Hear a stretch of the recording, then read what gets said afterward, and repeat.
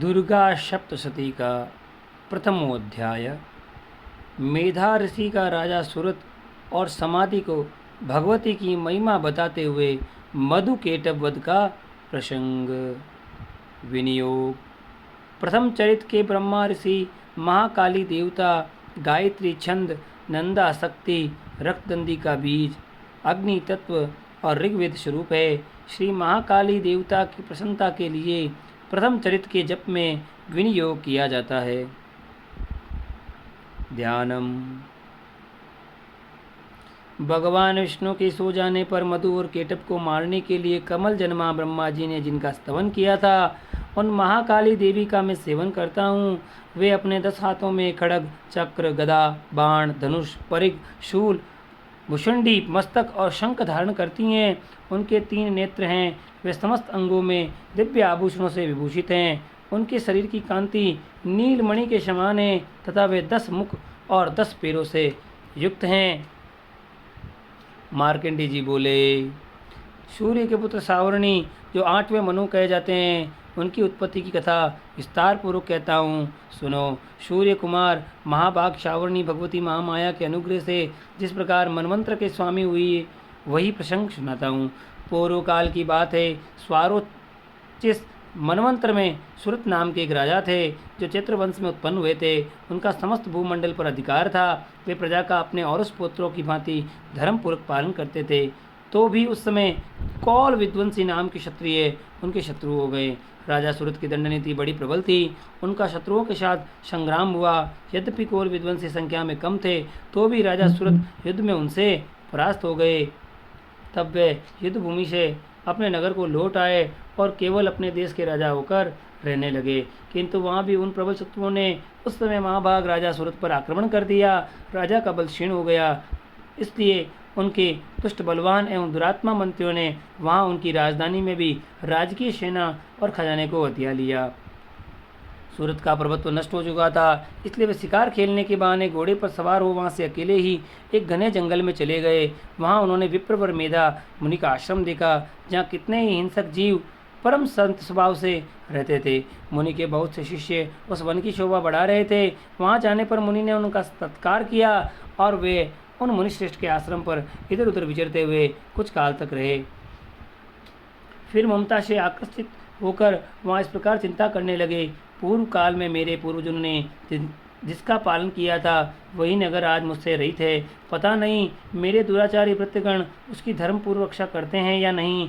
जो सदा मद की वर्षा करने वाला और सूरवीर था, वह मेरा प्रधान हाथी अब शत्रुओं के अधीन होकर न जाने किन भोगों को भोगता हुआ।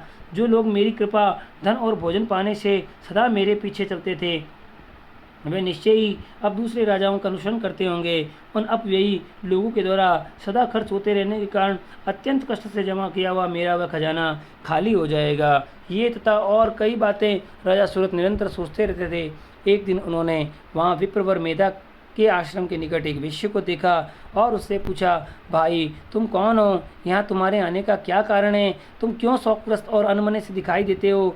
राजा सूरत का यही प्रेम पूर्वक कहा हुआ वचन सुनकर वेश्या ने विनीत भाव से उन्हें प्रणाम करके कहा, मेरे दुष्ट स्त्री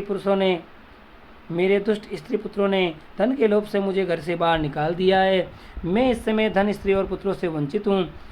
मेरे विश्वसनीय बंधुओं ने मेरा ही धन लेकर मुझे दूर कर दिया है, इसलिए दुखी होकर मैं वन में चला आया हूँ। यहाँ रहकर मैं इस बात को नहीं जानता कि मेरे पुत्रों की स्त्री की और स्वजनों की कुशल है या नहीं है। इस समय घर में वे कुशल से रहते हैं अथवा उन्हें कोई कष्ट है। वे मेरे पुत्र कैसे हैं? क्या वे सदाचारी है अथवा दुराचारी हो गए हैं?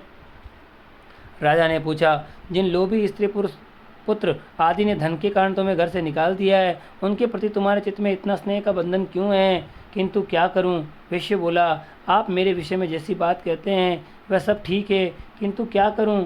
मेरा मन निष्ठुरता नहीं धारण करता। जिन्होंने धन के लोभ में पड़कर पिता के प्रति स्नेह, पति के प्रति प्रेम और आत्मीय जन के प्रति अनुराग की तिलानी दे दी, मुझे घर से निकाल दिया है, उन्हीं के प्रति मेरे हृदय में इतना स्नेह है। महामते, गुणहीन बंधुओं के प्रति भी जो मेरा चित्त इस प्रकार प्रेम मग्न हो रहा है, ये क्या है? इस बात को मैं जानकर भी नहीं जान पाता। उनके लिए मैं लंबी सांसें ले रहा हूँ। मेरा हृदय अत्यंत दुखित हो रहा है। उन लोगों में प्रेम का सर्वथा अभाव है तो भी उनके प्रति जो मेरा मन निष्ठुर नहीं हो पाता, उसके लिए मैं क्या करूं। मार्कंडेय जी कहते हैं, ब्राह्मण तदंतर राजाओं में श्रेष्ठ सुरत और वह समाधि नामक विषय दोनों साथ साथ मेधा मुनि की सेवा में उपस्थित हुए और उनके साथ यथा योग्य न्यायानुकूल विनयपूर्ण बर्ताव करके बैठे। तत्पश्चात वैश्य और राजा ने कुछ वार्तालाप आरंभ किया।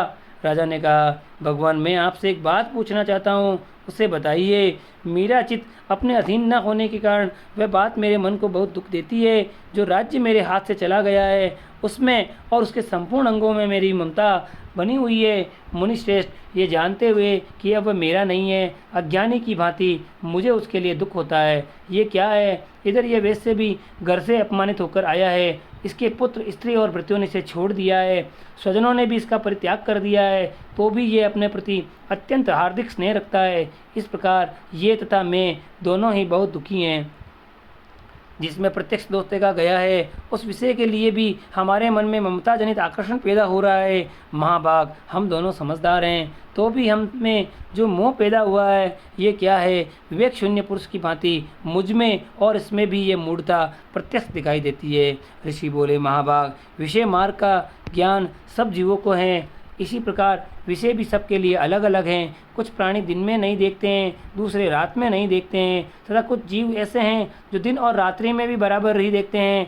ये ठीक है कि मनुष्य समझदार होते हैं, किंतु केवल वे ही ऐसे नहीं होते।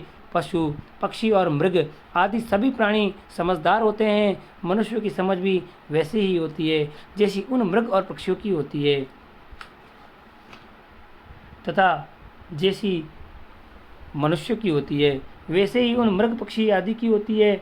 ये तथा अन्य बातें भी प्राय दोनों में समान ही है। समझ होने पर भी इन पक्षियों को तो देखो, ये स्वयं भूख से पीड़ित होते हुए भी मोहवश बच्चों की चोंच में कितने चाव से अन्न के दाने डाल रहे हैं। नरश्रेष्ठ, क्या तुम नहीं देखते कि ये मनुष्य समझदार होते हुए भी लोग बस अपने किए हुए उपकार का बदला पाने के लिए पुत्रों की अभिलाषा करते हैं? यद्यपि उन सब में समझ की कमी नहीं है, तथापि वे संसार की स्थिति बनाए रखने वाले भगवती महामाया के प्रभाव द्वारा ममतामय भ्रमण से युक्त गोरे मोह के गहरे ग्रत में गिराए गए हैं। इसलिए इसमें आश्चर्य नहीं करना चाहिए। जगदीश्वर भगवान विष्णु की योग निद्रा रूपी जो भगवती महामाया है, उन्हीं से ये जगत मोहित हो रहा है। वे भगवती महामाया देवी ज्ञानियों के भी चित्त को बलपूर्वक खींचकर मोह में डाल देती है। वे ही इस संपूर्ण चराचर जगत की सृष्टि करती हैं, तथा वे ही प्रसन्न होने पर मनुष्य को मुक्ति के लिए वरदान देती है। वे ही परा विद्या, संसार बंधन और मोक्ष की हेतुभूता सनातन देवी और संपूर्ण ईश्वरों की भी अधीश्वरी है। राजा ने पूछा, भगवान, जिन्हें आप माँ माया कहते हैं, वे देवी कौन है? ब्राह्मण, उनका आविर्भाव कैसे हुआ तथा उनके चरित्र कौन कौन है? ब्रह्मवेताओं में श्रेष्ठ मेर से उन देवी का जैसा प्रभाव हो, जैसा स्वरूप हो और जिस प्रकार प्रादुर्भाव हो, वह सब मैं आपके मुख से सुनना चाहता हूँ। ऋषि बोले, राजन, वास्तव में तो वे देवी नित्य स्वरूपाई है, संपूर्ण जगत उन्हीं का रूप है तथा उन्होंने समस्त विश्व को व्याप्त कर रखा है, तथापि उनका प्राकट्य अनेक प्रकार से होता है, वह मुझसे सुनो। यद्यपि वे नित्य और अजन्मा हैं, तथापि जब देवताओं का कार्य सिद्ध करने के लिए प्रकट होती है, उस समय लोक में उत्पन्न हुई कहलाती है। कल्प के अंत में जब संपूर्ण जगत एकाणु में निमग्न हो रहा था और सबके प्रभु भगवान विष्णु शेष नाग की शैया बिछाकर योग निद्रा का आश्रय ले रहे थे, उस समय उनके कानों के मेल से दो भयंकर असुर उत्पन्न हुए जो मधु और केटप के नाम से विख्यात थे। वे दोनों ब्रह्मा जी का वध करने के लिए तैयार हो गए। भगवान विष्णु के नाभि कमल में विराजमान प्रजापति ब्रह्मा जी ने जब उन दोनों भयानक असुरों को अपने पास आया और भगवान को सोया हुआ देखा, तब एकाग्रचित होकर उन्होंने भगवान विष्णु को जगाने के लिए उनके नेत्रों में निवास करने वाली योग निद्रा का स्तवन आरंभ किया, जो इस विश्व की अधीश्वरी, जगत को धारण करने वाली, संसार का पालन और संहार करने वाली तथा तेजस स्वरूप भगवान विष्णु की अनुपम शक्ति है। उन्हीं भगवती निद्रा देवी की भगवान ब्रह्मा स्तुति करने लगे। ब्रह्मा जी ने कहा, देवी, तुम स्वाहा, तुम स्वधा हो, तुम ही सटकार हो, स्वर भी तुम्हारे ही स्वरूप हैं, तुम ही जीवनदायिनी शुदा हो। नित्य अक्षर प्रणव में अकार, उकार, मकार, इन तीनों मात्राओं के रूप में तुम ही स्थित हो, तथा इन तीन मात्राओं के अतिरिक्त जो बिंदु रूपा नित्य अर्ध मात्रा है, जिसका विशेष रूप से उच्चारण नहीं किया जा सकता, वे भी तुम ही हो। देवी, तुम ही संध्या, सावित्री और परम जननी हो। देवी, तुम ही इस विश्व ब्रह्मांड को धारण करती हो, तुमसे ही इस जगत की सृष्टि होती है, तुम्ही से इसका पालन होता है और सदा तुम्ही कल्प के अंत में सबको अपना ग्रास बना लेती हो। जगन्मयी देवी, इस जगत की उत्पत्ति के समय तुम सृष्टि रूपा हो, पालन काल में स्थिति रूपा हो, कल्पांत के समय संहार रूप धारण करने वाली हो। तुम्ही महाविद्या, महामाया, महामेधा, महास्मृति, महामोह रूपा महादेवी और महासुरी हो। तुम्ही तीनों गुणों को उत्पन्न करने वाली सबकी प्रकृति हो। भयंकर काल रात्रि, महारात्रि और मोहरात्रि भी तुम्ही हो।